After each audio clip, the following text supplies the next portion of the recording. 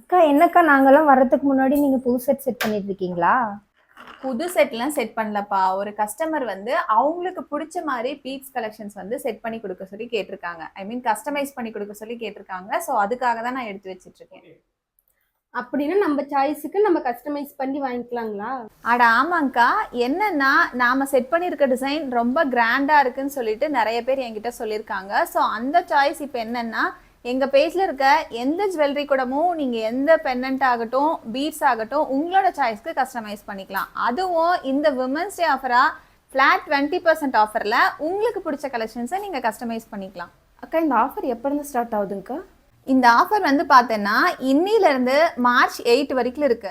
இந்த ஆஃபர்ல உங்களுக்கு பிடிச்ச கலெக்ஷன்ஸை உங்களுக்கு பிடிச்ச மாதிரி கஸ்டமைஸ் பண்ணி வாங்கிக்கலாம்.